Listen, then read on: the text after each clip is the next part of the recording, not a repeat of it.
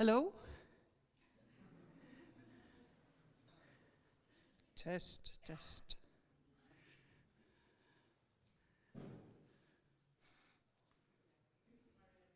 Oh, perfect. So we can start. First of all, welcome to the people online who I can't see at the moment because I'm looking at a PowerPoint slide, but welcome. Please put your questions in the chat, and if you have any suggestions later on in the panel discussion, we would love to hear from you. Also to say that the papers yesterday and today are recorded, and I hope that we will be able to make those videos available to you at a later point. Welcome again the people in the room, some new faces, some people have come back, so it must have been okay yesterday. This is a session on approaches to cross-collection searching, and we had great presentations yesterday from the Rijksmuseum in Amsterdam and from the Lux system at Yale, and an absolutely amazing presentation of colleagues in Spain being able to do digitization to an extent that makes hidden information more visible. I'm very much looking forward to today. We have a paper by the director of the library here and a panel discussion. So for the people online and in the room, one of the questions is going to be, can you think of other cross-collection searches facilities that you like and that you would point people in the direction of and maybe compare and contrast? So that will be for later this morning, in addition to some other questions that are coming up. But first of all, it seems very odd to welcome the person who's actually welcoming us as a CERL organization. CERL has had meetings here, and we have been given a very, very warm welcome from the National Library of Hungary here in this building. It has been a great warm bath, which is appropriate in Budapest, I think. It's been a spa experience. But now I would like to invite David Rocha to give his paper on the role of the National Széchényi Library in the system of Hungarian public collections, cultural and scientific institution. David.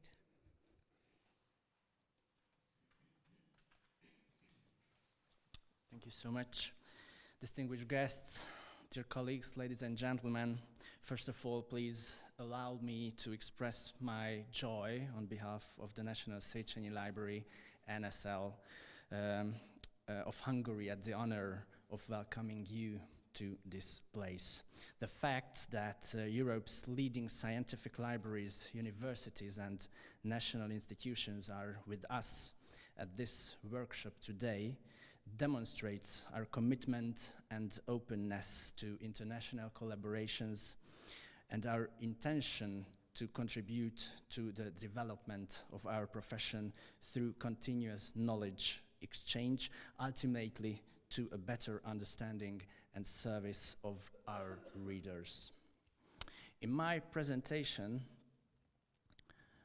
I will first talk about a few words about the Hungarian library system. Then I will discuss the directions for development, innovations and collaborations of the National Széchényi Library. Finally, I will talk about the Library Challenge, the biggest reading promotion campaign in Hungary in 20 years that is supported by our library. Hungary has an extremely rich and extensive library network. According to our data, 4,000 public and specialized libraries and another 3,000 school libraries serve readers, researchers, and students. More than 3/4 of the above-mentioned 4,000 institutions are public libraries.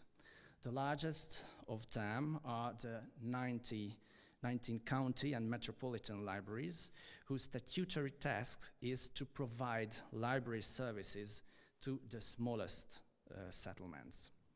The library network is present in every settlement with established service points or bus services. Thanks to this, it is the largest public collection and even cultural institution network in the country.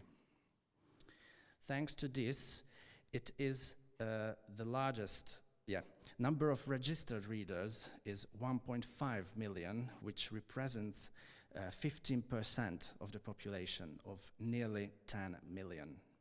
The numbers of loans is 17 million, with more than 10% originating from villages with a population of fewer than 5,000. The NSL celebrated the 220th anniversary of its foundation in 2022.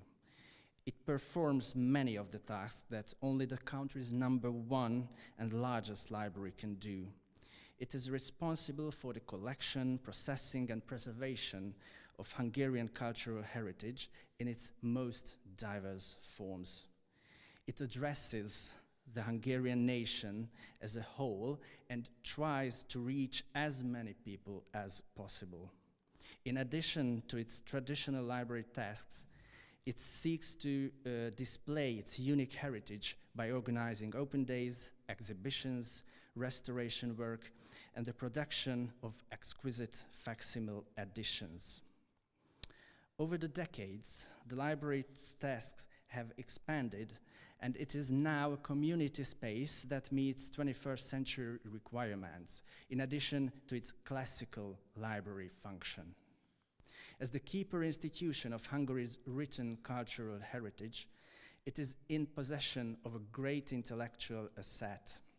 The collection, including printed materials, periodicals, manuscripts, maps, sheet music, small prints, and posters, consists of more than 10 million documents altogether.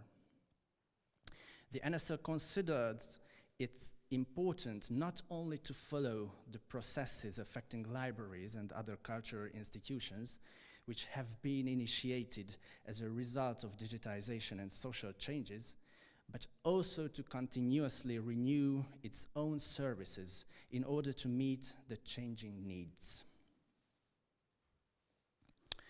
The NSL has extensive international relations. Due to its role as a national library, it carries out very active international interlibrary loan activities. NSL maintains bilateral or multilateral relations with numerous foreign libraries and organizations, the main purpose of which is the exchange of professional experience, the provision and coordination of research, as well as shorter and longer-term projects, for example, digitization collaborations, exhibitions, etc., implementation. Every year, the National Library is represented at major international conferences and participates in many international projects as a partner. In the last few years, the NSL launched a number of online services to make valuable digitized collections freely available. We have been working for years to bring the national services, which currently operate as separate databases, onto a unified platform. The framework for this has already been created, as I will discuss in more detail shortly. We are continuously loading all these databases, enabling us to make Hungary's 1,000-year-old book culture visible in the online space. What may be particularly important and interesting for CERL is that we are currently working on connecting 3 major rare book databases. One of the most important results of this activity is that the library created the National Library Platform, which is a new generation, innovative, cloud-based environment that can replace the traditional integrated library systems. The completely new system called LibMate is already being used in the Hungarian Central Statistical Office Library. LibMate has been developed under the guidance of the NSL in cooperation with a partner, and the software itself is owned by the NSL. It is able to cover all library workflows, from the assignment of international identification numbers to reader requests, in compliance with international standards. One of the unique features of the system is that it doesn't require the installation of a client, as the library operates it as a software as a service, accessible to its user partners with a web browser over the internet.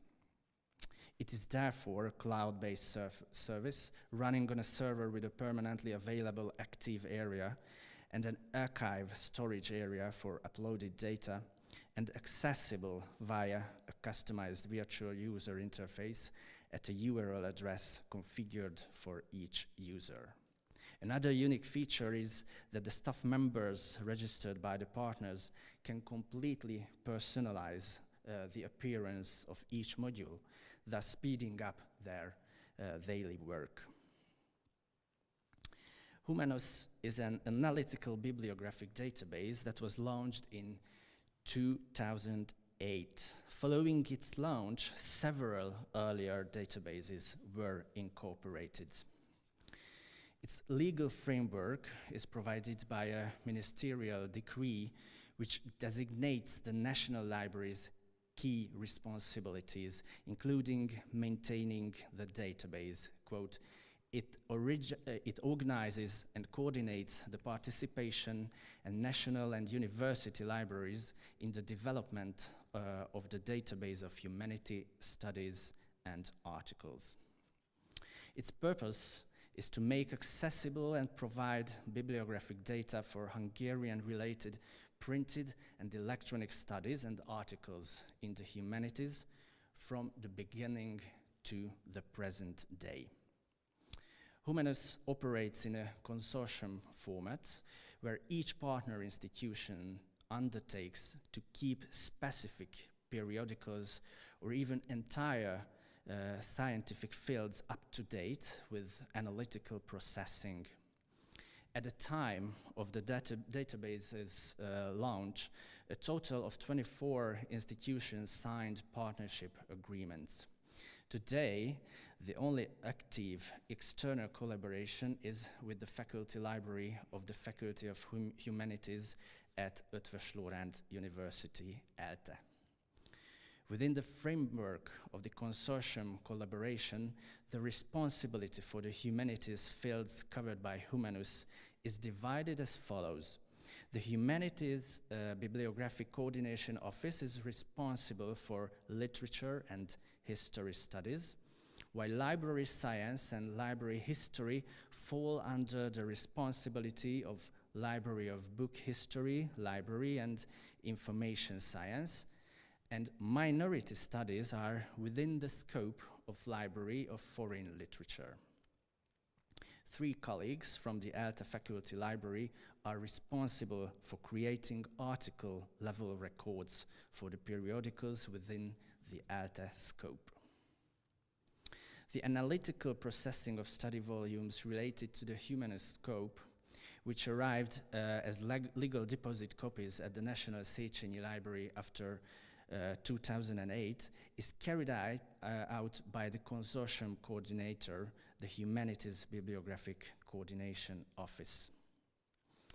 In December 2024, Humanus 2.0 was published. Prior to this, the database underwent a Mark 21 conversion and migration to LibMate. The new database features all the functions expected of a 21st century search tool.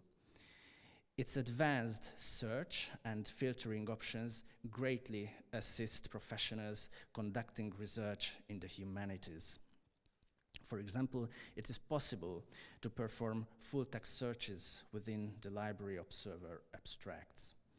The innovative display also allows users to easily list all processed articles of the journals.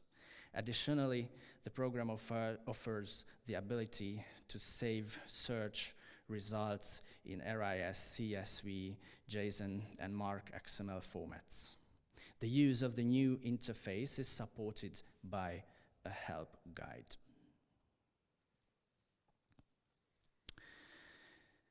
MEC Plus, or Hungarian Electronic Library Plus, is a digital service that provides the Hungarian community with a particular focus on rural and transborder Hungarians, as well as young people, access to a high-quality, free digital collection of copyrighted books that contribute to the strengthening of our national identity.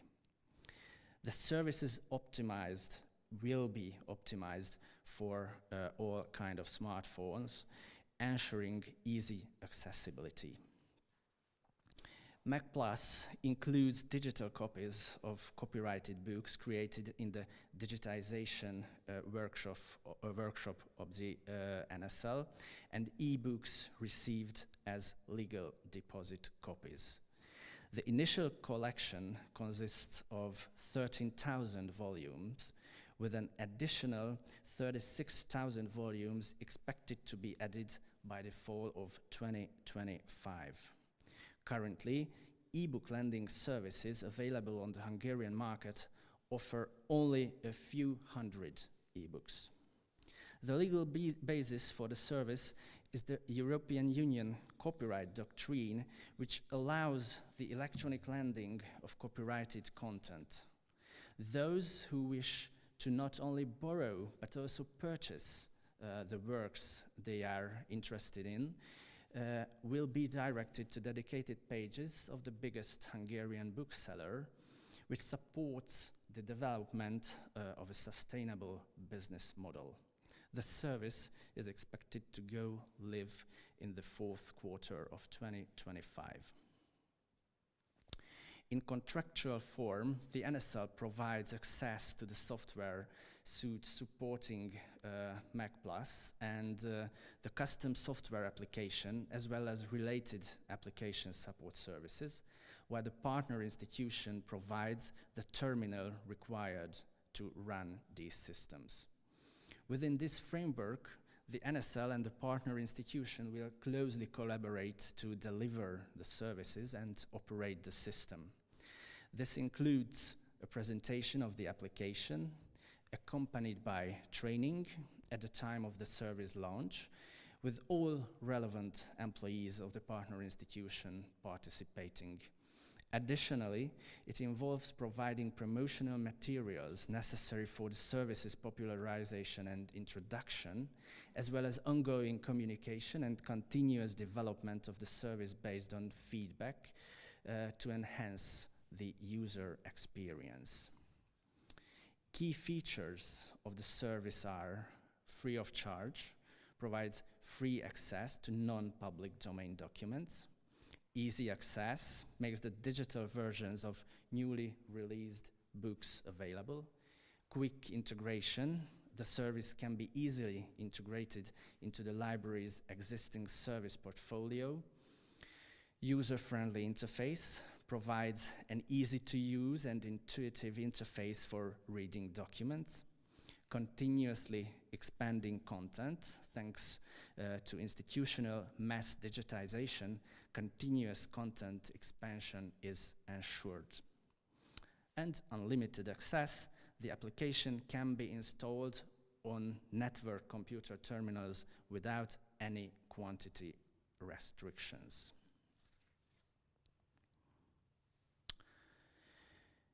In February 2022, the Digitization Center of the National Széchényi Library, which has the largest and most modern equipment park among the public institutions in Central Europe, was inaugurated. Our current average capacity has reached 1.8 million pages per month. The Digitization Center was established in the central building of NSL, about 1,000 square meters. The emphasis was placed primarily on the acquisition of document-friendly machines.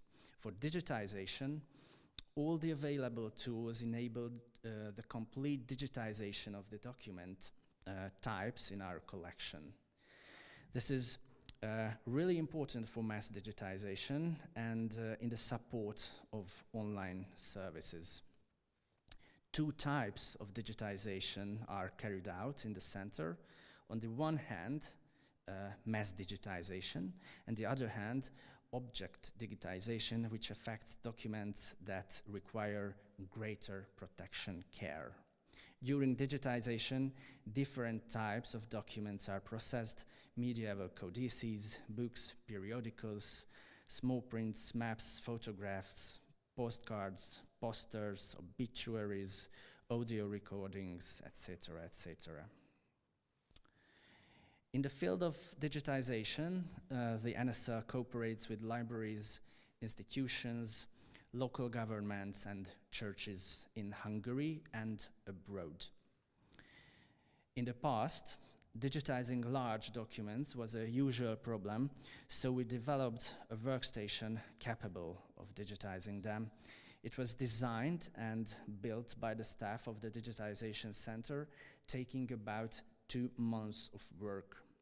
The skeleton of the station was built from a simple warehouse shelving system, and the desk was assembled from office equipment using tools we already had at our disposal. This method allows us to record documents of any length, capture images at a resolution of 400 and 540 dpi. These values result in much higher quality with our Phase 1 X5 medium format camera, but the size of the composite file, the output format, is difficult to manage on graphics workstations. Large documents are photographed in rows. After shooting the first row, we move on to the next by moving the table and so on. After scanning the whole document, the overlapping serial photos are stitched together using the photogrammetry method, stitching method, which is known from aerial photography to obtain the large high-resolution master file.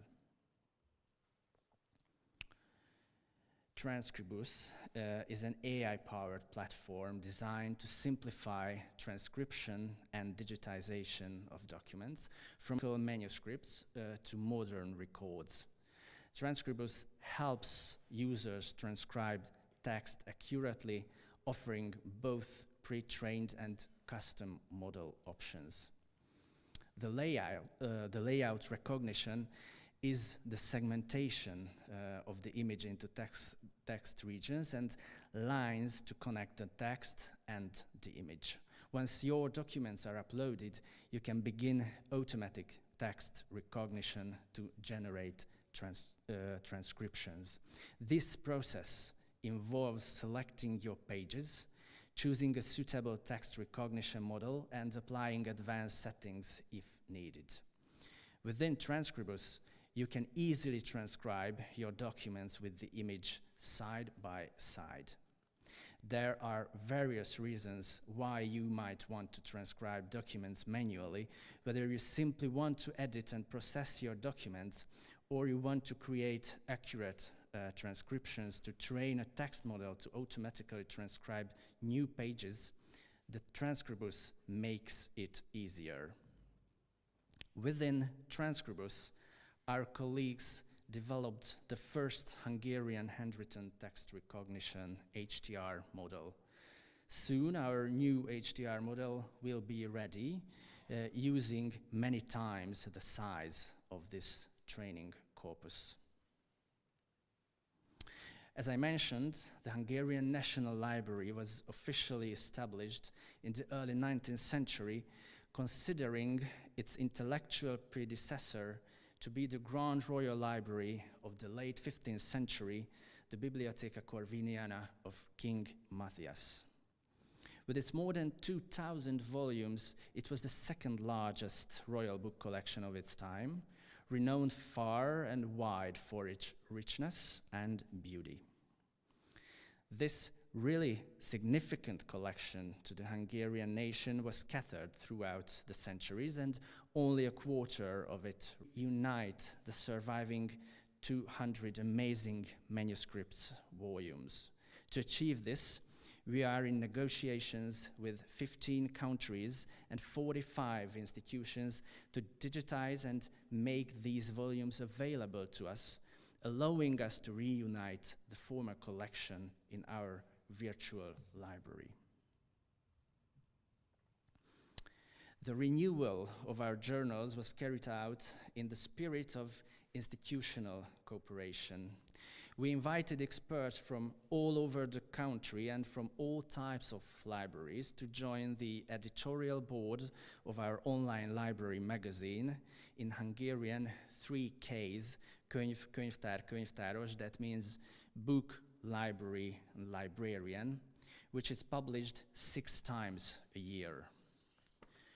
Our scientific journal, the Central European Library and Information Science Review, was created from the merger of 2 previous journals. Together with the library of the Budapest University of Technology and Economics, we recognized that by combining our resources and expertise, we could produce a higher quality and more influential journal than if we were to work separately. The journal, which was launched last year, is published 4 times a year in Diamond open access format, with accepted studies published online first. To achieve international visibility, an international advisory board also supports our work, and we also publish studies in English. In December 2024, the Ministry of Culture and Innovation, in professional partnership with the National Széchényi Library and the Petőfi Cultural Agency, launched the Library Challenge Grant Program.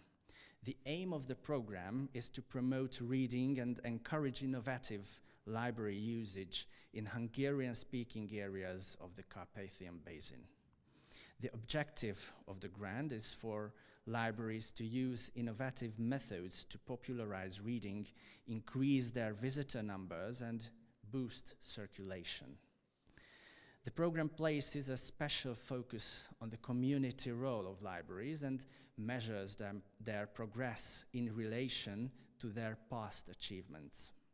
The main target groups of the Library Challenge are children and young people, as well as Hungarians living outside of Hungary in the Carpathian Basin. During the 6 months competition, Hungarian public libraries will have the opportunity to reach their audiences through new approaches, programs, and services. At the end of the challenge, institutions that have achieved the greatest increases in visitor numbers, circulation, and readership will be awarded in several categories. The main prizes for the top 3 winners in each category are monetary rewards of 25,000, 12,500 and 7,500 euros, which can be used for reading promotion and service development. In addition, 3 excellent special prizes will be awarded, worth 25,000 and 12,500 euros each, focusing on different categories. The excellent special categories include the Hungarian Reading in the Carpathian Basin program, the best digital service promotion, and the most creative reading promotion campaign. The challenge grants from all counties in Hungary.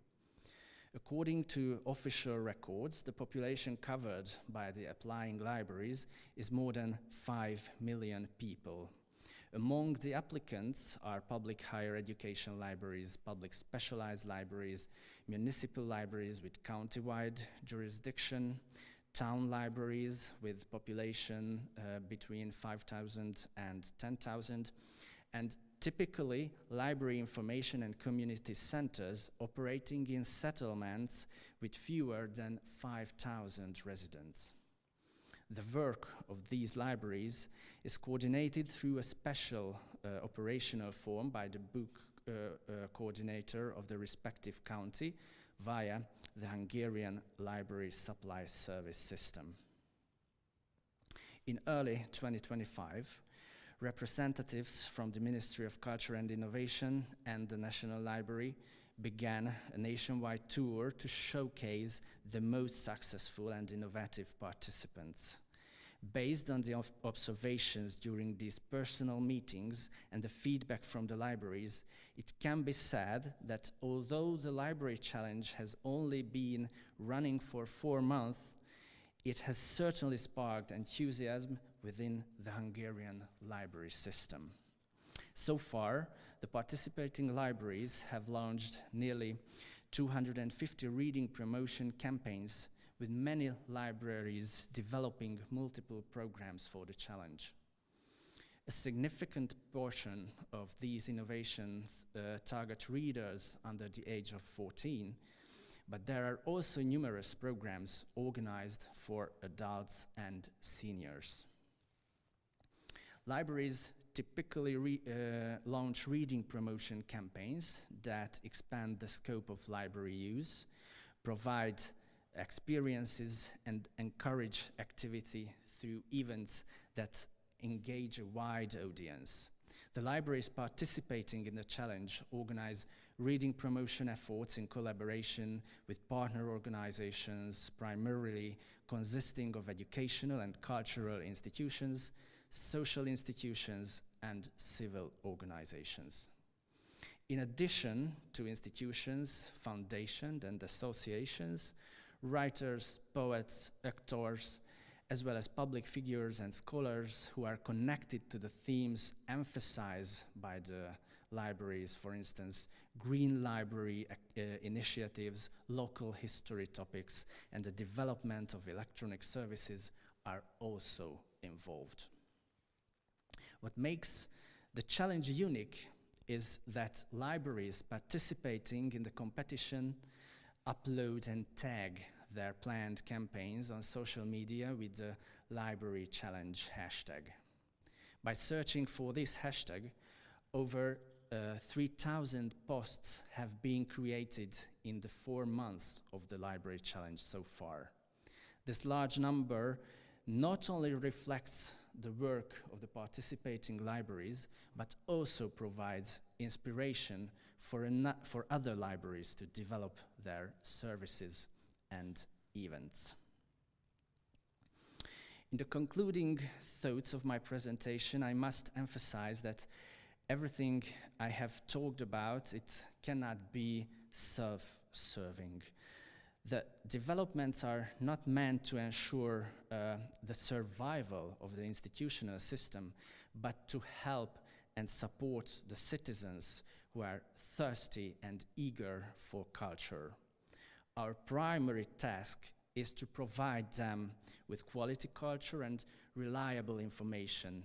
Everything we do should serve the well-being of our readers and users. In Hungary, there has been a rising trend in library usage and book borrowings in recent years. Currently, 15% of the population is enrolled as library members. It is our duty to guide even the youngest generation toward a culture of reading, as they are the children who will become the readers of the future, and their first visit to the library should provide them with a lifelong experience. Coming to the end of my speech, I would like to thank you for the honorable opportunity of being here at this event. Once again, it is our great pleasure to welcome you in Hungary at the National Széchényi Library. I hope that you will all find the presentations and discussions fruitful, and you will enjoy your time in Budapest. Thank you for your kind attention.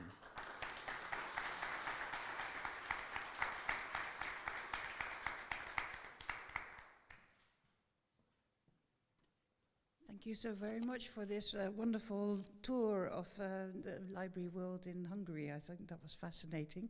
Are there questions from people in the room?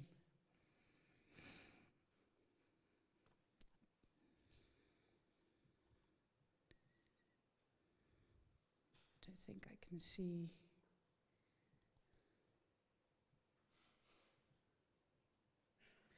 I'm sorry, I don't think I can see the questions from online, if there are any. Could I ask a question about your MEC system? It's developed, I understand, with a large bookseller, and you are doing a lot of digitization to populate the environment. I was wondering about digital publishing in Hungary, and whether the people who publish books in digital format are also participating in MEC.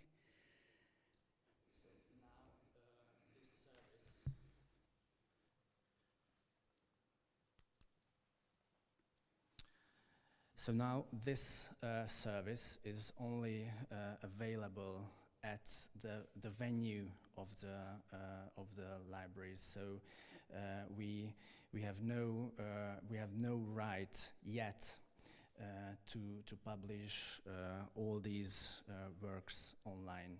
But I hope that this will change soon, and we are ready for the online service. So technologically, we are okay now. Yep.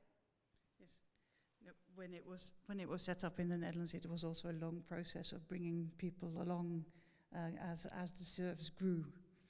Yes, it's a time process, I think. Anybody else? No. So in that case, thank you very much, and join me in an applause for this wonderful presentation. Thank you.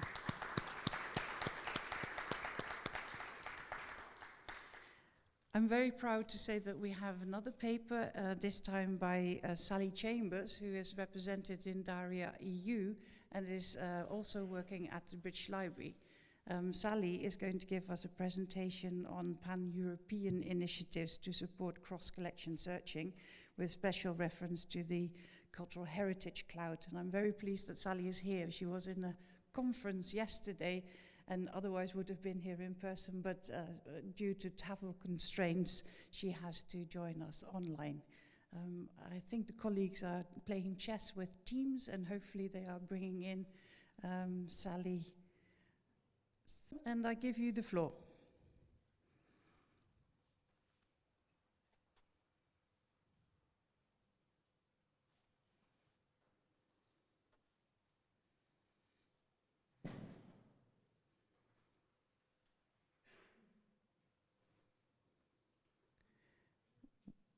We can see your slides, and your microphone is still muted.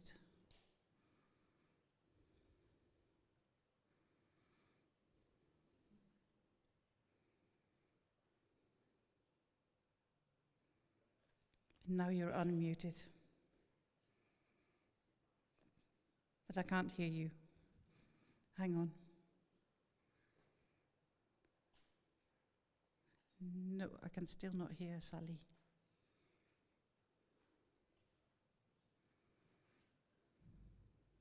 Nope.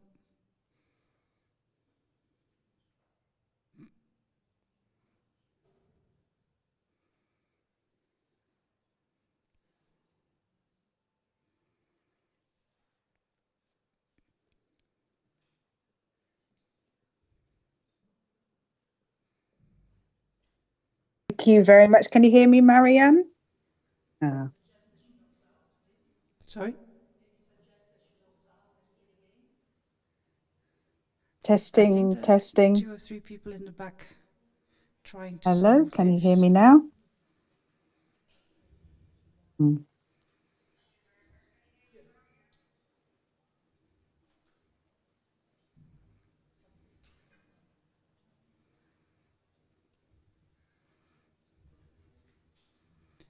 You have made connection with Quickly, the computer in the back of the room, so I can faintly hear you, but not through the big screen at the front of the room.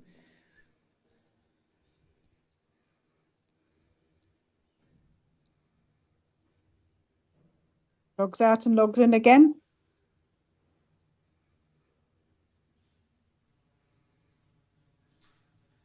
I can hear myself over the live stream.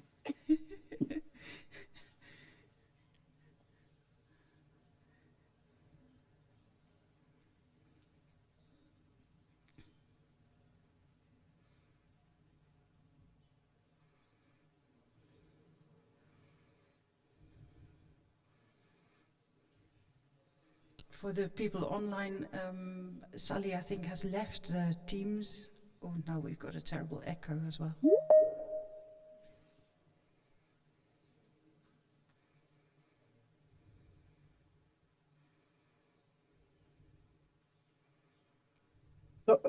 Logging out and logging in again, is that any better? Excellent, we can hear you.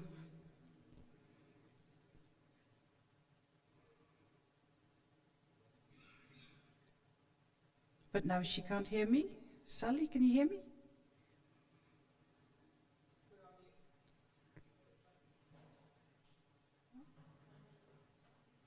This one? Can you hear me now?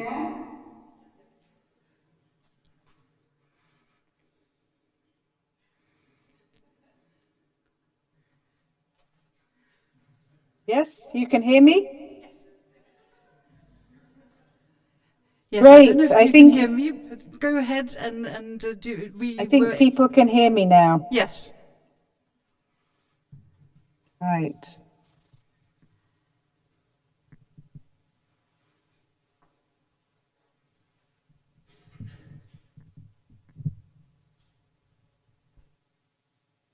So you can hear me now? Yes, I think I'm getting a thumbs up. Brilliant, thank you. So thank you very much indeed for the invitation. I'm really sorry that I can't be there in person because I would have loved to be in your beautiful library, and the Director General's presentation was fabulous about all the different collections, including the Diamond Open Access Journal. So that was wonderful. So thank you very much for the invitation. And as Marianne said, I'm delighted to present some of the pan-European initiatives to support cross-collection searching, including the Cultural Heritage Cloud. If you could put your hand up if you remember the European Library or TEL. Great, wonderful to see some hands in the room as well. So as some of you may be aware, and I know Marianne is at least, one of my first jobs in Europe was working for the European Library based in the National Library of the Netherlands. So this was started back in 2004 as the Union Catalogue of Europeans' National Libraries, and was actually the precursor to Europeana. So I'd like to think back, we did things, if you probably remember Z3950, but we also did sort of federated search for cross-searching national library collections through Europe. So here you can see it was closed down in 2019, and here you can see from the web archive what it used to look like. So that's happy memories for me. And of course, the European Library was precursor to Europeana, and what is unique about Europeana, as well as moving beyond national libraries, it also started searching archives, museums and audiovisual collections. So we've got a great tradition of cross-searching within the European context. And now I want to sort of bring us to the sort of next dynamic data infrastructure landscape in Europe related to cultural heritage data. So I'm just going to take us through these different initiatives. So on the top left of the screen, we have something called the Common European Data Space for Cultural Heritage. This is led by Europeana with a large consortium of other different institutions, including DARIA. And this is one of the key ways of bringing together cultural heritage data at the European level. Marianne already mentioned the Cultural Heritage Cloud, or in its full term, ECCCCH, or the European Collaborative Cloud for Cultural Heritage. And this is being realized through many projects, but the main project to develop the platform is the ECHOS project, which I will also mention. Just briefly, the Common European Data Space for Cultural Heritage is not the only data space. There's around 14.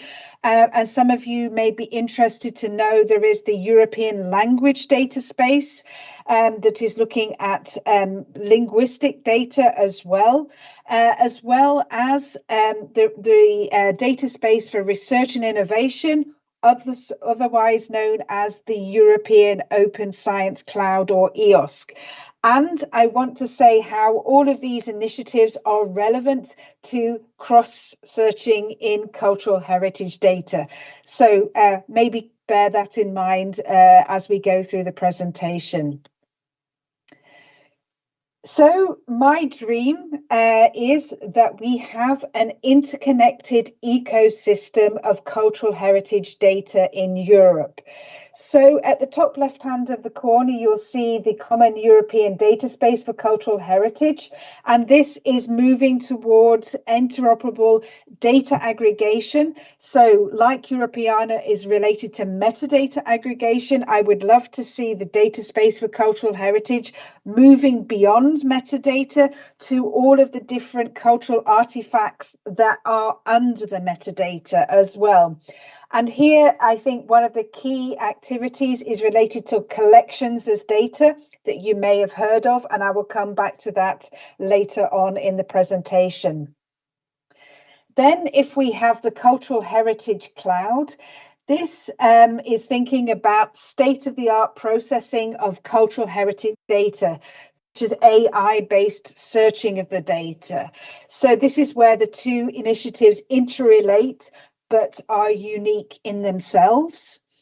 And then at the bottom of the screen, you'll see the European Open Science Cloud, or EOSC. Here, underneath here, we've got the Social Sciences and Humanities Open Marketplace, which is kind of the social sciences and humanities view. And I think that cultural heritage data has an essential role to play here, which I'll come back to as well.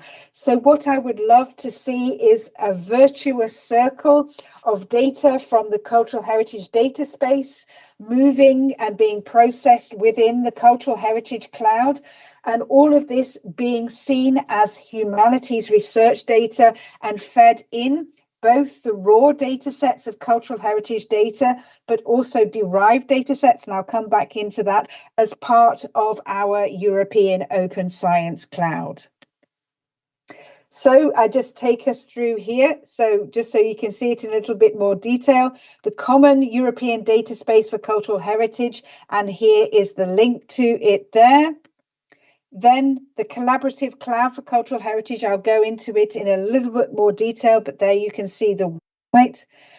And now just a little bit more detail. So I work for DARIA, the Digital Research Infrastructure for the Arts and Humanities. I'm just going to ask for a show of hands again. How many have you heard of DARIA? So a few of us, and Hungary is very active in the DARIA space, and we were delighted to come to Hungary just a couple of years ago to talk about that. And I think I will present that a little bit later as well. But if we're thinking about humanities, arts and humanities researchers and digital humanities, what does cultural heritage data mean? And indeed, if we're looking at the European Collaborative Cloud as being the web of research data, then how does cultural heritage data as humanities research data fit into this EOSC ecosystem? And here, Budapest, Hungary, it was June 2023 in ELTA. We had an event I was very happy to be the program chair of, where we invited, we had over 200 participants from 30 different countries talking about cultural heritage data as humanities research data. And if you're curious, you can actually take a look at the link of the recap video as well. So cultural heritage data has been central in Hungary for quite a while now, which is wonderful.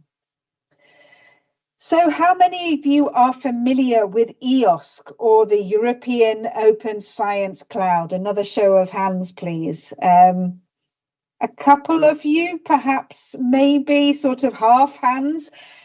So this is going to be, I think this is actually a crucial initiative moving forward. And we are going to set up something called the EOSC Federation, which the EOSC EU node, which has been procured by the European Commission, is the first node in what will become many different nodes to help us think about how we can openly share research data, tools, services, publications for the promotion of European science. It is also known as the data space for research and innovation, so it is one of these data space initiatives as well. And I think as key research data for the humanities and social science and the arts, we need, as cultural heritage institutions, to be strongly connected with the European Open Science Cloud, or EOSC, as well. So here, you may be aware that together with Daria Clarin, which works on computational linguistics, and Sesta, which works on social sciences data archives, we have something called the Social Sciences and Humanities Open Marketplace. This is like, let's say, a large library catalogue for the social sciences and humanities, but here we have many types of different resources, tools and services that can be used to analyze cultural heritage data. We have training materials, we have publications. Most importantly to this conversation, we have data sets, and we also have something called workflows, which I will come back to at the end. The Open Marketplace, the SSH Open Marketplace, has 3 guiding principles. So we think about contextualization. So any of the tools, services, data are contextualized specifically for humanities researchers. They're curated. We have an editorial board, so it makes sure that all of the different things that have been described, all the different resources that have been described in the SSH Open Marketplace are high quality and curated. And what is really important is we're trying to build a community about the use of these different resources. And my colleague Laure Barbeau and other colleagues published an academic paper in the Journal of Open Humanities Data if you want to read a little bit more SSH Open Marketplace. And this will be key in the discussions that we have later. So now I want to shift gear a little bit. And if we think about the Europeana as being a fan work where a lot of metadata with links to cultural heritage digitized objects were made available, but they were often individual cultural heritage objects. Now, if we think about the research context, we're often talking about data sets. And this takes cultural heritage data, interconnects from a research purpose, how we can group or curate or bring together different cultural heritage objects around a particular research scenario and how we can share them in this wider ecosystem. So this is where collections as data comes in. So I wanted this to be an interactive presentation. How many of you have heard of the collections as data initiatives? Not that many. Oh, I'm glad I'm be able to share some of the collections as data.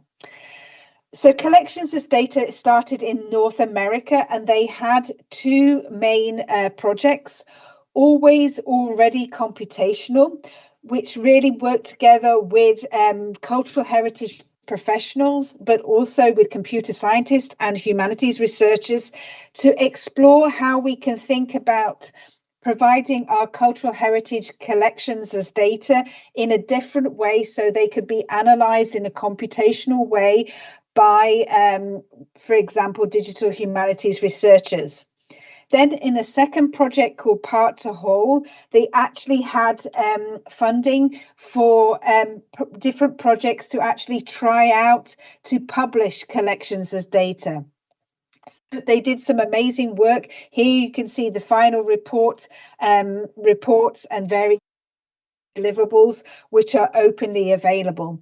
And in the European context, collections as data is always about making collections as findable, accessible, interoperable and reusable, so fair. And I think this methodology is crucial to creating this dynamic cultural heritage data landscape. Some of you may have heard about the GLAM labs, the galleries, libraries, archives and museums. Here is an open access book called Open a GLAM Lab. And here we worked together. We had a book sprint in Qatar a couple of years ago now. But then it's sort of how can we open up the different collections to make them computationally available? So this was a different kind of initiative, but they kind of work together. And I'll explain a little bit how. So one of my dreams was to bring these collections as data movement to Europe.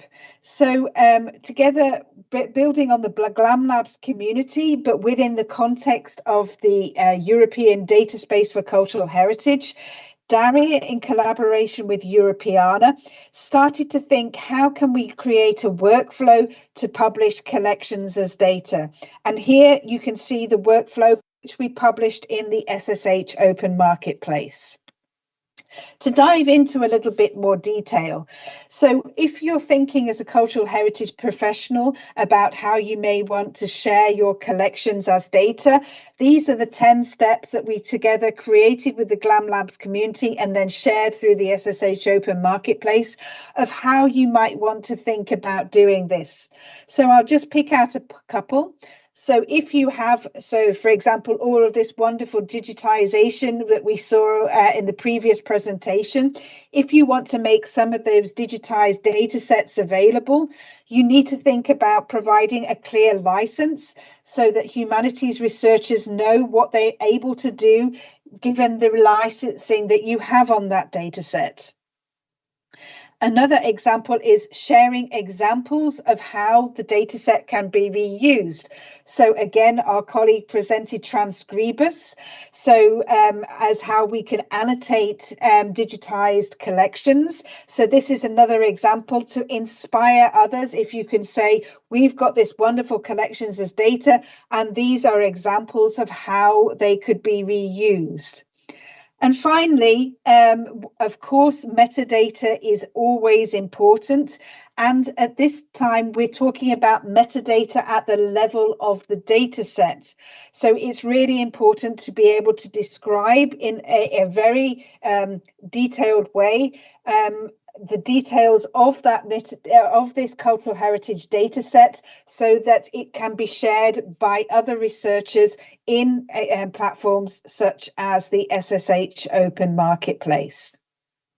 So this is openly available, this collections as workflow, and you can try it out yourself in your own libraries. So now I want to make it a little bit more practical. So in my former role, so I joined the British Library a year ago, but previously I worked at KBR, the Royal Library in Belgium. And of course, we had a collections as data project there called Data KBR.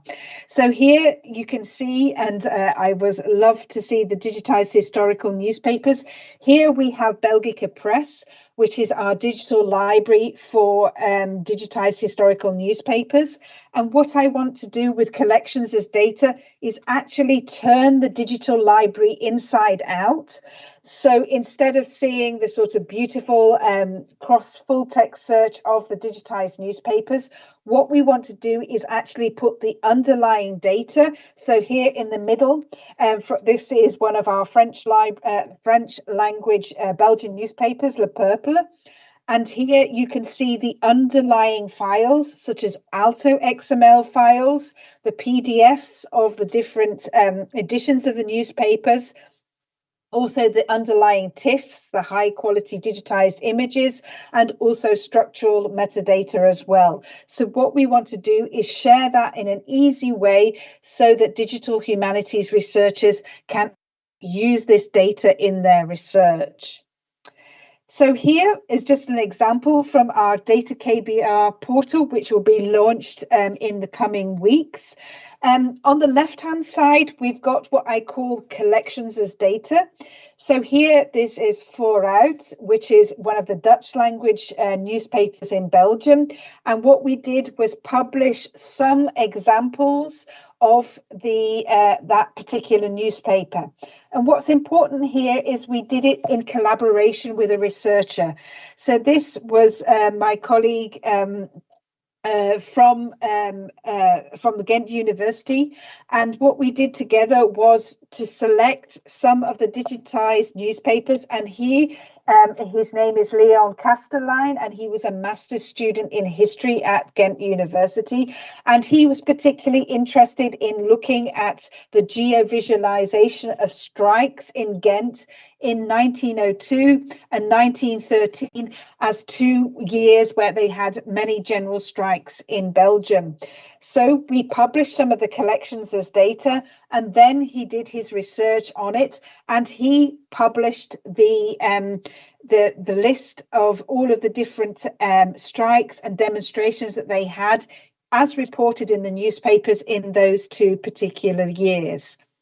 And what's important here is the interconnection between these 2 different data sets. On the left, the collections as data set, and on the right, the research data set that was derived from the initial collections as data. So many of you may be aware who work together with university libraries is that you often have an institutional repository or sometimes a data repository where as a researcher that you can publish the data sets that you create. So as part of his internship at KBR, Leon, I made him do a data management plan and to describe all of the work that he'd done with documentation here.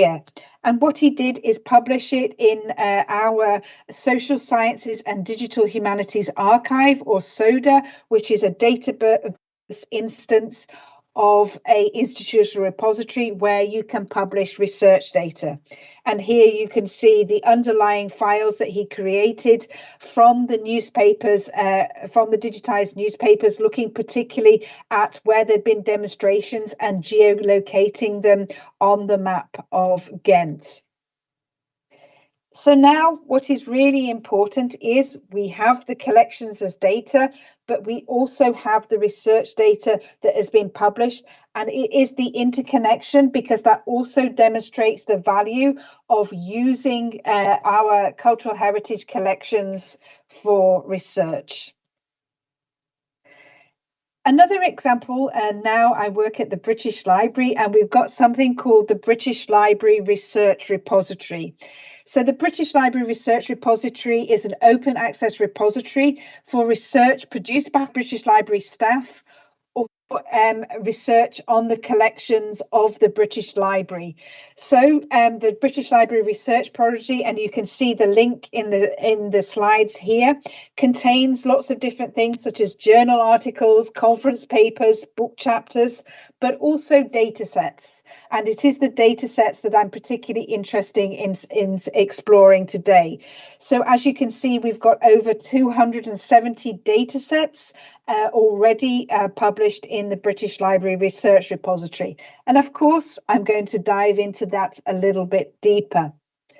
So sticking with the newspapers theme, some of the curators at the British Library have been working on curating British Library news data sets here. So you can see there are different levels of data sets. So for example, here you can see the British Library newspaper title list. So that is all of the different titles, and there are amazingly over 34,000 different titles in the British Library's newspaper collections. So all of that metadata has been curated. Also, there are different types of data sets. So there is a publication called the Newspaper Press Directory, and they have been made available also in the British Library repository as a data set. Also, some of you may be aware of projects such as the Living with Machines project that looked at cultural heritage and industrialization with a heavy focus on digitized historical newspapers. And there is the Heritage Made Digital. So these are more digital humanities projects. And for example, collections as data. So they've taken the actual directory, which was published, for example, in 1846, and actually translated and digitized and datified this newspaper directory into a collections as data set. So we already have a precedent for sharing different data sets.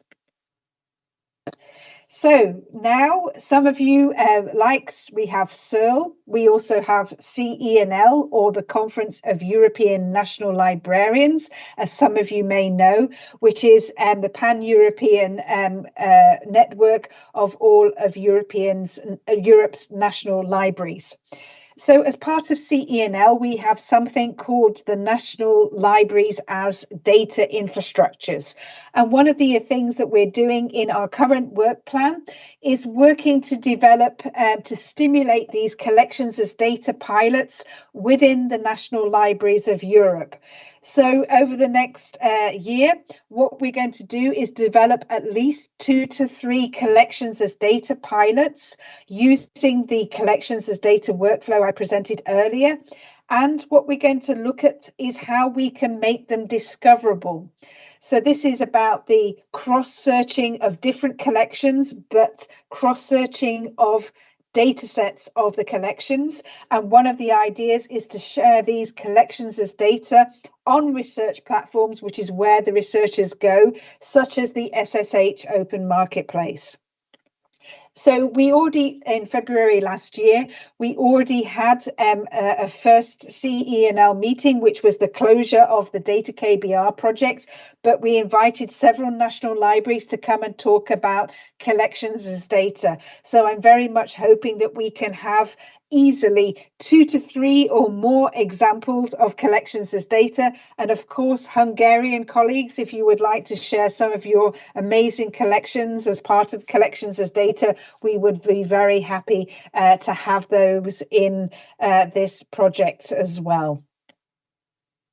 And finally, in this part of the presentation, Daria Campus. I don't know if you've heard of Daria Campus, but these are a learning and teaching material, training materials platform as part of Daria. What we're doing is step-by-step creating a cultural heritage data curriculum. So we've got various different training modules already that we want to interconnect together. So we have Introduction to Cultural Heritage Data, particularly for digital humanities researchers, introductions to Europeana APIs to help researchers use the Europeana application programming interfaces. And of course, we have Introduction to Collections as Data. So these training resources are freely, openly available. So you're very welcome to try them out. Now, we've done the data space for cultural heritage. So all of this about how we can use collections as data to make the cultural heritage data available. Now, what are we going to do in the collaborative cloud for cultural heritage? So the ECHOS project is really important to bring together. So if we've got the data space for cultural heritage, bringing together cultural heritage data, I think it's really important that we have the diversity of digital cultural heritage content.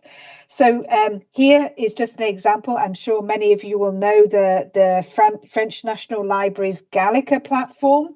This is just an example of the diversity, and the colleague's presentation earlier showed some of the richness of the National Library of Hungary's collections as well. But as you will know, there are so many different types of cultural heritage collections in our libraries, from music scores to maps, manuscripts, books, sound recordings, objects. And what we want to make sure is that the cultural heritage cloud covers this diversity of our amazing cultural heritage collections. So just to give you a few examples, web archives and social media archives are another important part of this work.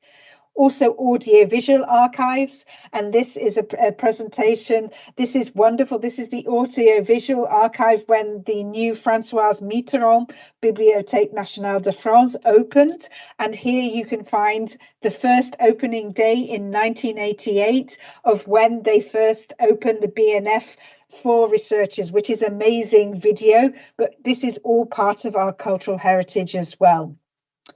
Also, we've got to think about artistic collections. So this is a project from Belgium called Cinema Belgica. It's all to do with providing access to our film heritage. So this is more the arts. So we've got arts, music, dance. How can we make these kind of collections of the arts collections of heritage made available in the Cultural Heritage Cloud? And I'm sure that this is very a topic in Hungary as well, the intangible cultural heritage. So these are just examples of different types of intangible heritage from Belgium, such as waffles, bread, or the giant culture in Flanders, or on the left you can see particular games. So we need to think about intangible cultural heritage in the context of the collaborative cloud. And finally, brilliant libraries such as the National Library of Hungary, the British Library, the French National Library are very large institutions. But what is absolutely crucial is that we don't forget about all the variety of different institutions that are available. The colleague before presented all of the work you've been doing with public libraries, with residents of less than 5,000 residents in these smaller towns and villages. We need to make sure that all cultural heritage all cultural heritage institutions feel connected and can engage in the cultural heritage cloud. Here, this is a portal from the Wallonian region of Belgium, the French-speaking part of Belgium, and this is their digitized collections from French-speaking Belgium. So we need to reach out to all of these different types of institutions through the collaborative cloud for cultural heritage. So, of course, we have a mechanism for that. So as part of the ECHOS project, we are launching, we have already launched something called a cascading grants program.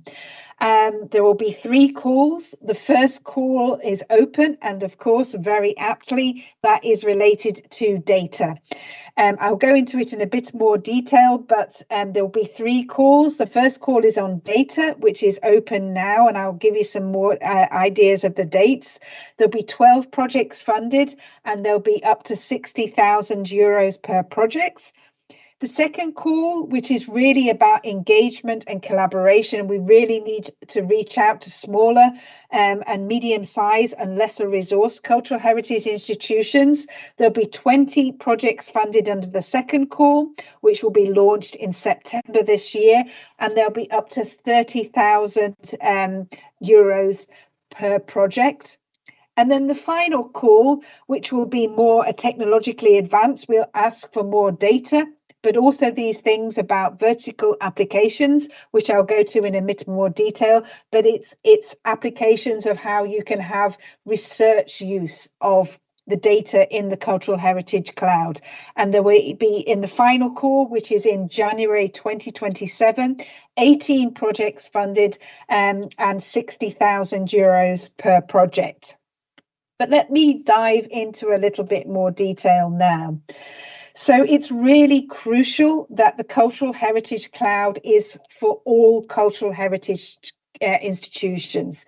And why we set up this cascading grant scheme is to stimulate the uptake and use of the Cultural Heritage Cloud by a really diverse cultural heritage institutions. So diving into a little bit more detail, the first call, which is open now, is related to data. It's only opened a couple of weeks ago in February this year. And the closing date, it's a two-stage call. So there is a first call for proposals, which is for short proposals from the 15th of May. And then there'll be evaluation over the summer in July of these stage 1 proposals. And then those that are invited to move to the second stage will have to submit their second stage proposal in September. So the Netherlands Institute for Sound and Vision is the grant managing, and they produced an amazing guide for applications that is available from the website. So please feel free to download it. And the date is provisional at the moment, but on the 17th of April, we'll be doing a webinar to offer questions and answers and to help people use a submission platform. So this call is open now. So please, colleagues who are interested in sharing data in the Cultural Heritage Cloud, this may be a good opportunity for you. And now, what do we want to do once we've interconnected the data space for cultural heritage and the collaborative cloud? What do we actually want to do? So this is an example, and it's one of my favorite examples of a different kind of cultural heritage. Here you have a cuneiform tablet. This tablet is from the Royal Museums and Art and History in Brussels. And for me, what is the real difference between a digitized historic newspaper and a cuneiform tablet? It's a cultural heritage artifact with some text. I'm making it a little bit simple, but I think this is really important to how we think about making the text available from all different types of cultural heritage objects. And I'm sure that in the presentations yesterday, IIIF, or the International Image Interoperability Framework, which is a way of sharing these different kinds of cultural heritage objects in a standardized way, will be really important here. So here on the left, you can see the cuneiform tablet in Europeana. And on the right, you can see it through this heritage, it's called Pixel Plus Viewer, where if you're a researcher and actually want to read what is written on the tablet, you can have various different views on. This is 2D plus rather than 3D, but you can have different views to actually allow you as a researcher to read what is on the tablet. And this is very similar to the colleague presented earlier about transcribers and digitized historical newspapers, for example. This is doing the same kind of thing on a cuneiform tablet. And now in my final slide, why are we doing all this? What we want to do within the European Collaborative Cloud for Cultural Heritage is enable research on digitized cultural heritage. So if we have on the left-hand side of this screen, we have the data space for cultural heritage. So where we have collections as data, we have IIIF, but we have all kinds of different cultural heritage objects from digitized historical newspapers. Here you can see archival documents and handwritten archival documents in the CERL context. I'm sure you've got incunabula and manuscripts as well. You could have social media data, you can have audio-visual data, but you can also have digitized cuneiform tablets. And all of this is really collections as data, making those collections available so that they can be analysed. Of course, not all of our collections are currently digitally available or datafied, but this is where the artificial intelligence comes in. So like our colleague presented transcribers earlier, you can have automatic text recognition with various different systems, both handwritten text recognition and optical character recognition for printed documents. But you can also have humans in the loop where you have crowdsourced colleagues with, for example, who can read cuneiform script, can help with improving the quality of the datafied cultural heritage. And then it is available in order to be analysed with different digital humanities tools that can also be in the SSH Open Marketplace, such as named entity extraction, social network analysis, sentiment and emotion mining, or basically whatever different types of analysis the humanities researchers will do. So this is why we need the digital cultural heritage dynamic data ecosystem, so we can make all of our cultural heritage collections as data available. We can use state-of-the-art artificial intelligence to provide high quality data sets, and then they can be made available in this workflow for humanities researchers in their everyday life to use them for their research. And I'd like to stop there. Thank you very much for your attention, and lovely to be here. Thank you.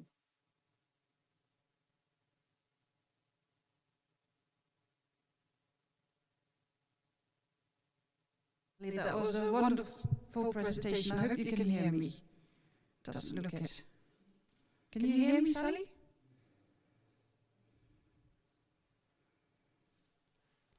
Am I muted in some way?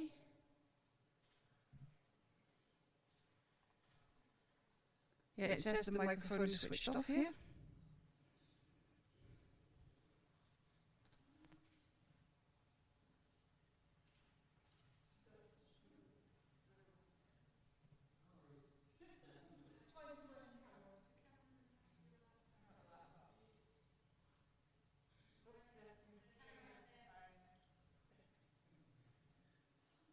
I can hear you, but through the live stream. So I hope can you still hear me?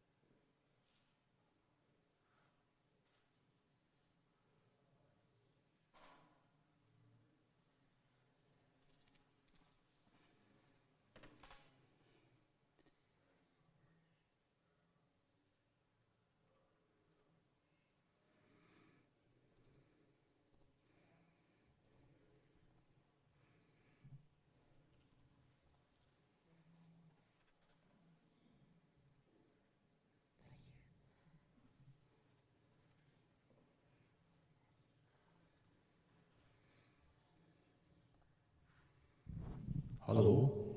Aha, wie ist es?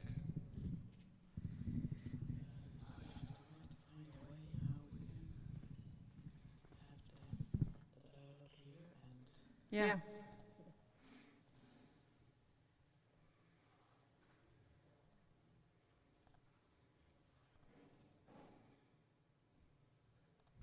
Egy-kettő. Aha, így látod, jó, csak nem hallatszik szerintem.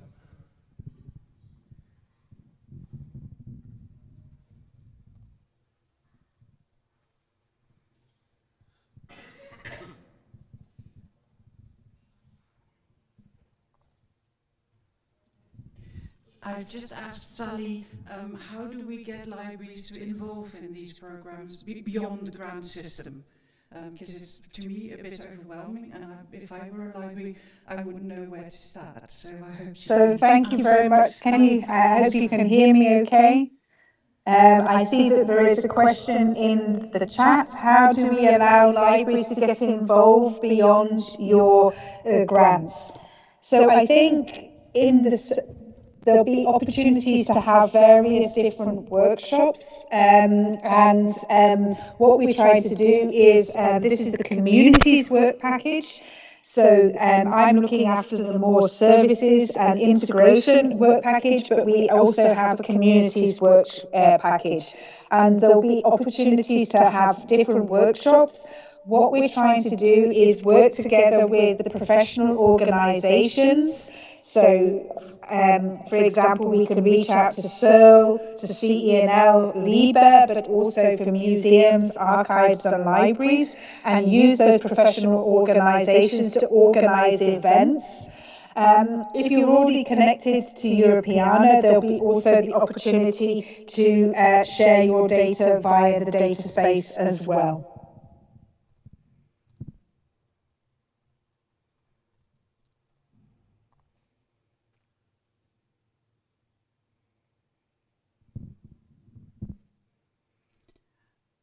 I've just typed to Sally that Indeed, I think this idea of having the data sets published in institutional repositories is great. One, because you get a persistent identifier, and then you can actually show the use of your data sets. People can also publish them in the bibliographies of research articles, and they can be made available through the European Open Science Cloud, so people are more aware of the different data sets and articles that have been written on the basis of cultural heritage data.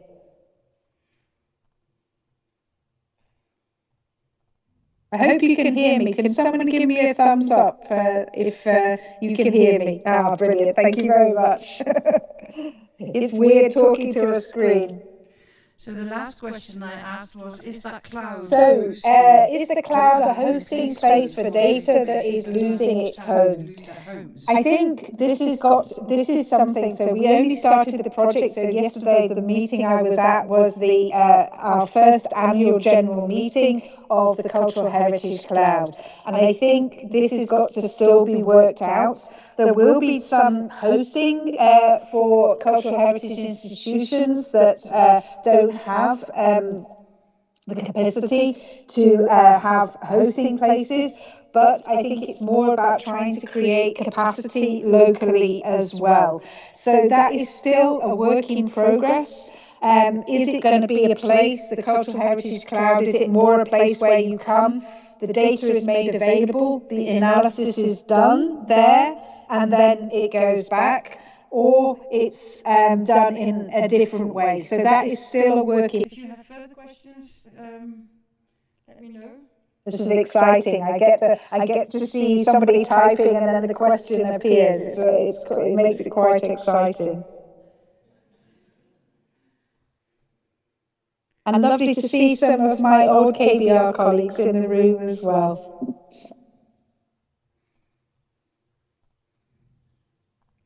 So my question was, data is very often connected to the technical environment in which yes. it lives. So how do data is often connected to the technical infrastructure. How do we deal with that? Yes, I think this is going to be really important. So this data call will really help us to understand the technical challenges that different cultural heritage institutions face. I think with standards such as IIIF, that can help to sort of disconnect cultural heritage collections with the technical infrastructure so that it's more easy to share. But I'm quite sure that some cultural heritage institutions don't have their collections currently digitized and will need support in that, or they have digitized images, for example, but the OCR or HTR hasn't been applied. So I think it is really important that we understand the technical infrastructures that are available and, where possible, help where we can.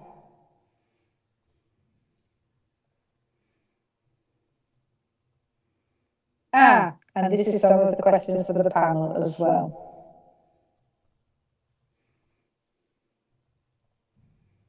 Thank you very much. It's lovely to see you all.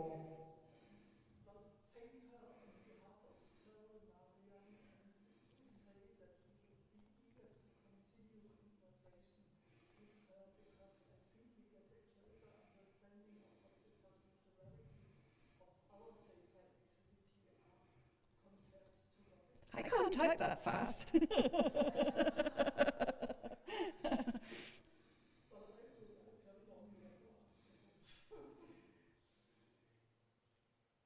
Thanks very much for being such an active audience and all putting your hands up. It's great to see that this can even happen when we're online.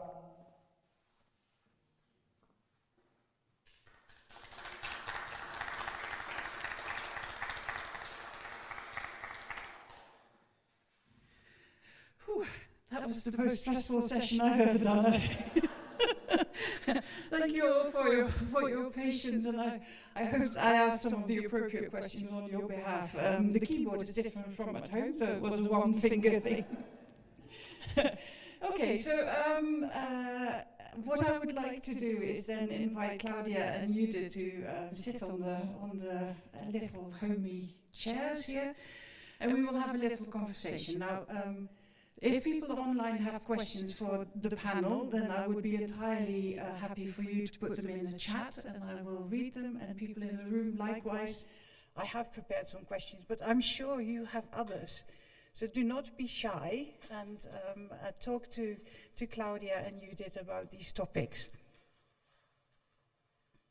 So thank you very much for participating. This is, I realize, a very scary setup. Maybe we can start by sort of going back a little bit to the beginning of this conference, where we started talking about cross-collection searching. What are some of your views on what has been presented, and what do you take away from what is cross-collection searching? Because we didn't start with a definition quite on purpose, but it's interesting to get our reflections on this.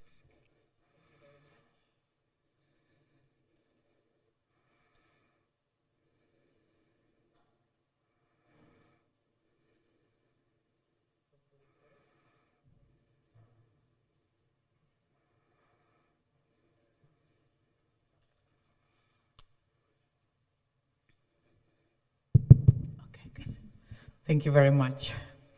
Thank you very much, Marianne, for the question. And I think that we had a very fantastic seminar yesterday and today. And thank you very much for organizing the speakers, because it's important to know that we were responsible for the technical preparation. We worked together, but Marianne and the Secretariat was responsible for the professional part of the program. And I think that they have managed to invite fantastic speakers from all around the world. So we could see what is happening in the United States, what is happening in Europe. And we managed to see at the moment where we are now and what is the present and what is the future. And when we are talking about cross-collection research, we are talking about the public collections. So libraries, museums, archives, and many other institutions. And I think that one of the key words which is important in the 21st century is collaboration. So we have to highlight this word, and we have to work very hard on it. And the next thing that I would like to share, this is the best practices. So it was very good and very fantastic to see what is happening in the whole world, and not just in the whole world, but in Hungary as well, because we are working on many projects. So I was very happy to see that we have initiations in Hungary, not just in the National Library, but in many, many libraries and many institutions. So what I see that collaboration, cooperation is the key word in the 21st century, and we could receive very good examples. And just one more thing that I would like to add. Libraries, archives, museums, public collections are really important, but who is the most important for us is the user.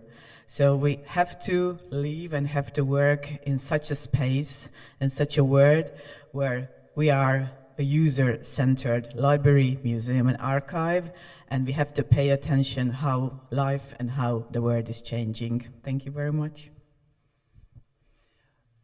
Well, thank you very much, Judith. I think I have nothing to add to all you are saying. I could just underline it. That is what we are here for, and that is what we are doing.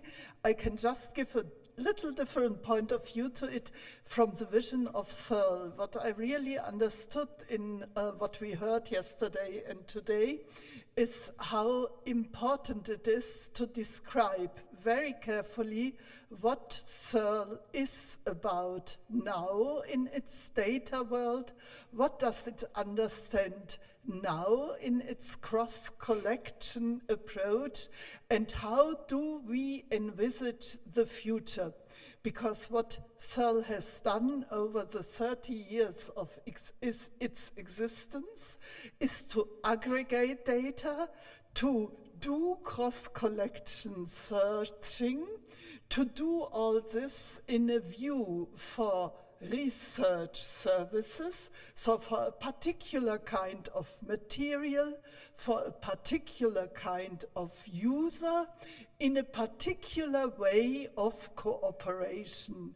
And I think our endeavor now as CERL, a little bit different from the endeavors of the individual libraries, is to bring all this to the next stage, to use the modern technical possibilities to work on it, and to do it in accordance with the general possibilities open to us by these big undertakings on the EU level, where I listen at the same time admiratively and a little bit like a dream. I think the good thing with CERL is that we are not dreaming. We are really doing things, and we try to make them operational. And that is where we could continue, should continue, but always with an open eye on what is going on in the world and how what is happening there in the cloud, in the new possibilities of technical infrastructures. How does this influence our activities? And also the other question, how can our beautiful activities, topic-centered, subject-oriented, influence, help, find a home, be cared for in what they are doing? So I think it was very inspirational. And I just may add one more thing. Yesterday, I think it was Saskia who mentioned no one fit at all. I think this was the phrase. Yeah, she said no one size fits all. Yes, thank you very much. And I think it's a really important sentence or a phrase, because it means that there is no proper option how we can do this in the best way. So we see that the needs of the users are very different. So when we are talking about a businessman, when we are talking about a researcher or a child, they have different needs. And when we are talking about cross-collection research, it means that we have to find all the ways how we can help them to find the information and to find the service. So in that sense, what I would like to highlight, beside collaboration and the user, this is education and training. So we have to pay attention for the user education in a very, very important way. Thank you very much. Yeah, it was very gratifying to see that in the Dario workspace with lots of training and support going on there. I was wondering about this distinction, I think, that was being made between search and research in the last 2 days, where I think there are users that are grazing, browsing, exploring, and there are people that want to use our data for research and probably end up creating research data sets. And I was wondering if anybody wanted to reflect on that distinction. I think, for example, in CERL we're very much in the direction of searching, and we want to move in the direction of researching support. But I don't know how others feel about that. Well, maybe I try to do a start on it. Indeed, I like this distinction in the very first communication, because libraries, data, I think they are always about more about searching. Yeah, that's also in this description of data being findable, accessible. So for me, that's search. But what we always do in CERL and since long, we do not only prepare them for searching, but we do prepare them for research. And what the research aspect within this data is also a quality aspect. It's not random data, but it is data which are qualified, which have a research impact, particularly on this heritage material. And I do see that the word heritage nowadays is becoming very widely used. When CERL talks about heritage material, we understand written cultural heritage up to 1830. So that's, we set a timeline so to make ourselves understood. Talking here about written heritage, that's everything. Yeah, it includes, and it's not only written, it is audiovisual, it's all kind of things. So the relationship between searching and research is a very intricate, a very narrow one, and I think we see it in the CERL products where we have search tools and we have research tools associated with them, and how do they interact? How can we best make sure that the relationship between the research data and the library data is more and more effective and gets better and better information as a research basis, as a research infrastructure. I look towards Christina, she is the specialist of this. And after Christina, Sally also wants to contribute to this. Thank you all. In fact, I will not be speaking as a researcher, but I would like to remember the fundamental role of the curators and the specialist curators who are still, have been and continue to be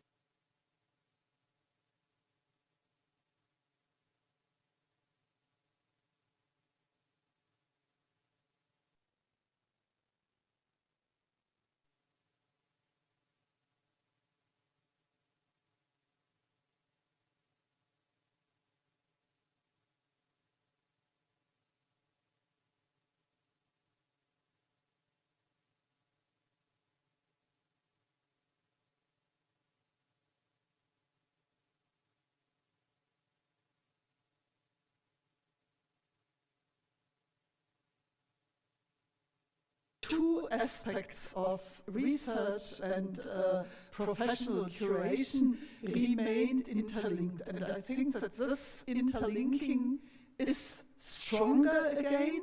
On the other hand, it's not only the human interlinking, that the curator is in fact also a researcher, but it is also enabling a technical interlinking of data now talking towards each other.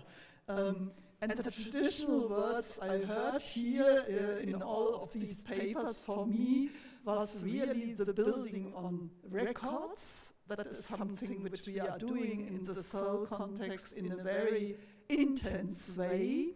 The structuring together with information like thesauri, authority data, other data, and the role of identifiers in order to organize all this wealth of information.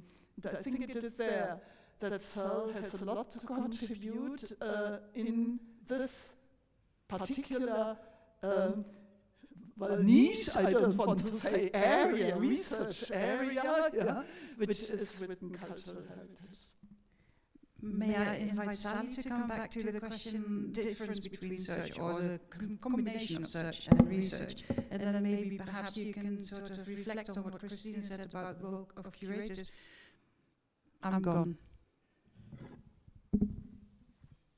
The role of curators and also the importance of the support that is offered by thesauri and ontologies and specialist resources like that. So it's a bit of a big question, but maybe you can help us with that one, Sally.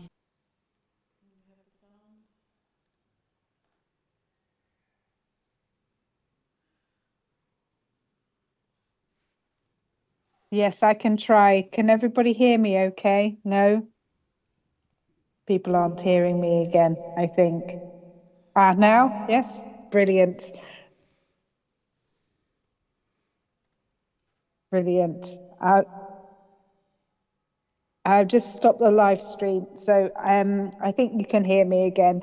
So I really like the distinction between search and research. So at the British Library, we're currently working on something called the Library Services Strategy, which is part of the strategic direction to modernise our library service. And what we've got access, which I think many libraries have focused on. So this is the search side, the fair, the findable, and the accessible, and that does take a lot of work. In the chat on the live program, somebody was asking about copyright issues and access to the data. But I think the more challenging one, and this relates to the research part, is the use, or in FAIR, the reusable as well. So use and reuse. And I think we've really got to focus on how can we provide our collections in a way, and this is why I think collections as data is really interesting, because it provides the collections in a different way so they can be used, for example, for digital humanities. So I would argue that this is a user-centered or a researcher-centered way of providing access to the collections. And about the role of curators and also about ontologies and knowledge organization, I think high quality data is really essential. And in the context of the European Open Science Cloud, the ontology question is going to be a real challenge because we're working across all of the disciplines.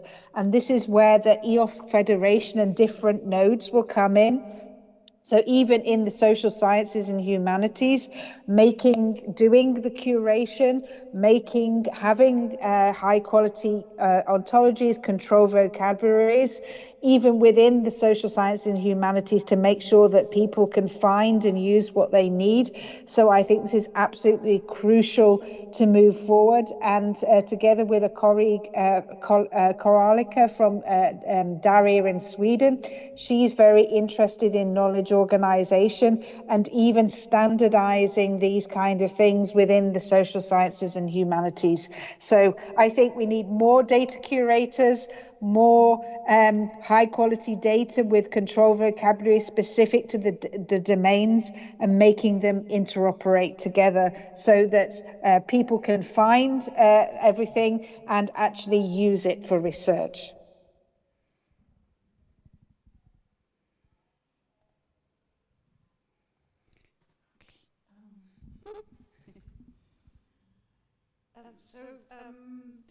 We talked about this already a little bit, but maybe Sally can help us a bit more. So with the Rijksmuseum and the Yale, they've chosen very different approaches to their cross-collection searching, and their technical infrastructure is very much connected to the servers. You were also talking about getting this sort of circular system going where we can start connecting services. And I was wondering how the vision for that is. I know it's not there, but how could we arrive there? Could I ask that question to Sally? No, she's not heard me. That doesn't work. Then maybe... Oh, you did.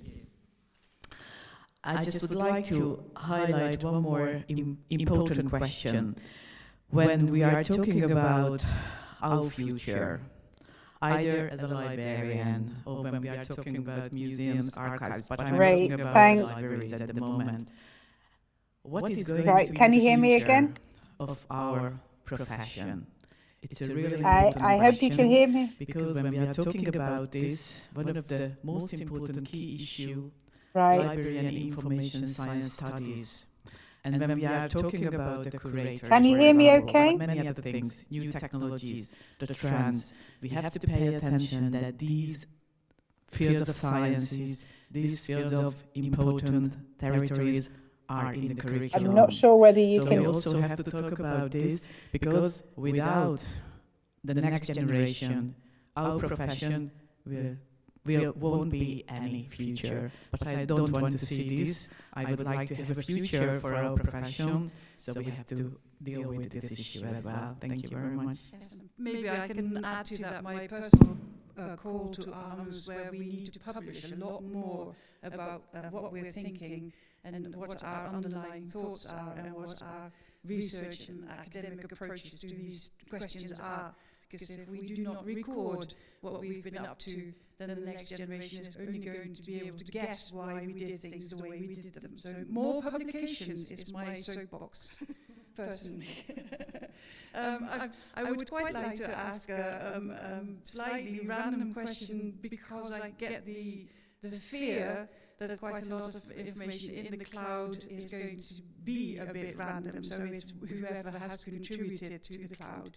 And I was wondering how, as a community, we make certain that it's a good coverage of what we're up to, and also a related question is, what's cultural heritage anyway? Because within CERL we have a fairly narrow, I suppose, or very specific description of what we think cultural heritage is, but in the wider landscape, and if I go talk to somebody at Europeana who live on my floor in the same building, then our conversations sort of don't fully align when we talk about cultural heritage. So that would be my last two questions. Where do we get a good coherent landscape, and what is cultural heritage anyway? And then we will have coffee.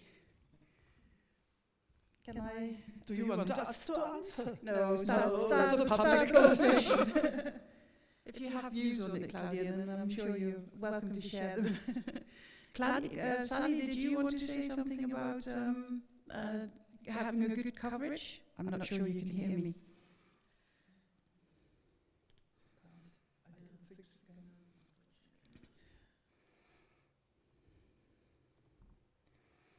People in the room?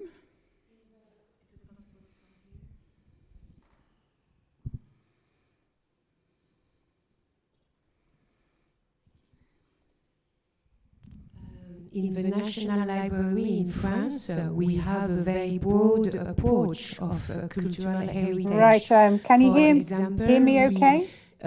We launched the I don't know if you can hear me. deposit of the web. A thumbs up if you can hear me okay?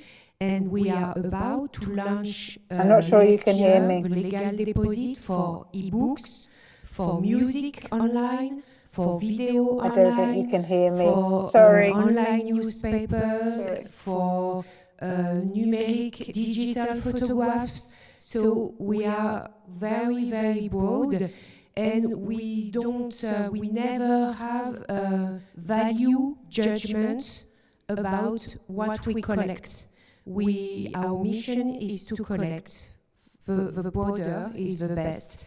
And the future, the researchers tomorrow will find what they want to find. We can't know now what is interesting or what is not. And so our mission is to collect everything, because everything is potentially interesting. Can you Thank hear me you very now? much. I think that's absolutely clear. Anybody else? Sally would like to say something, if that's technically possible.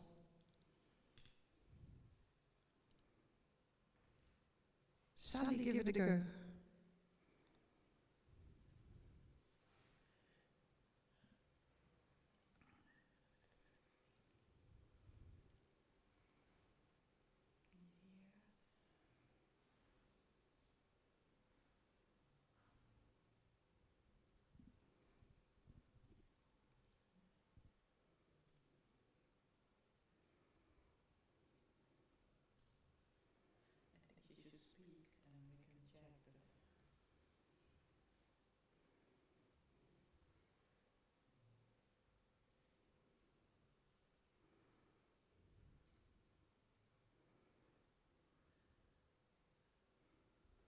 Hi, trying to speak. Can you hear me? Oh, brilliant.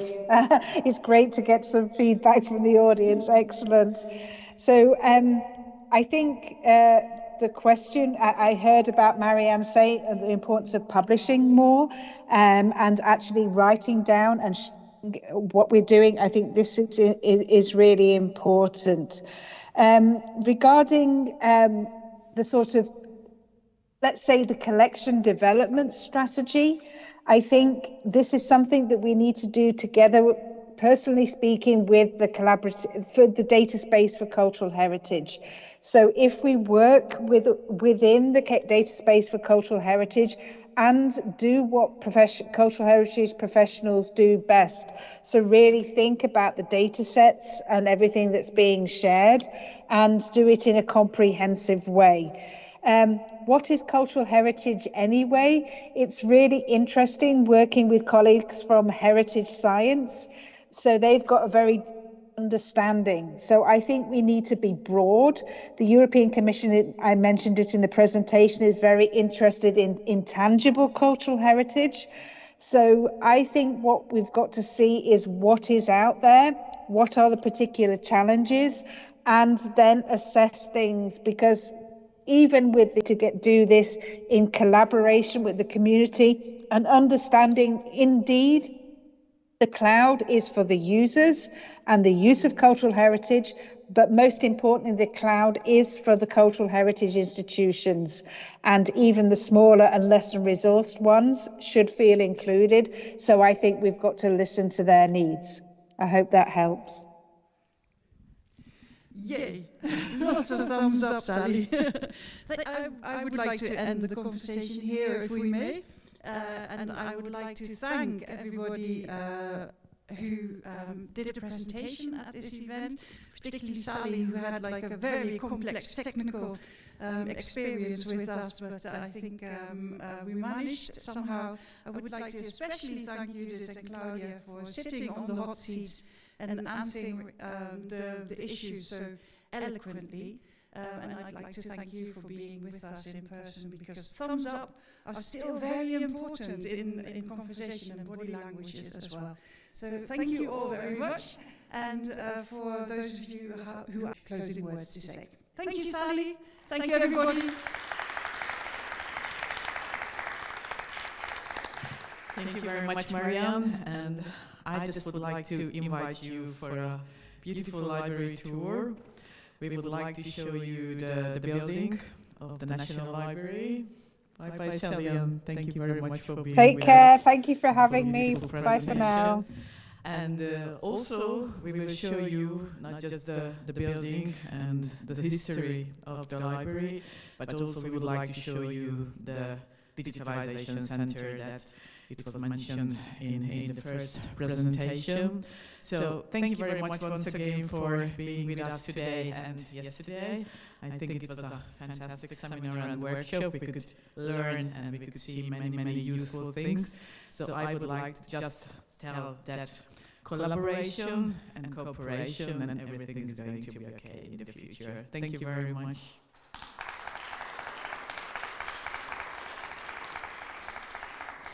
And I think that the library tour can start now, because we planned it for 11:30. So who would like to come with us, please be here, stay here, and we will start in a minute. Thank you very much.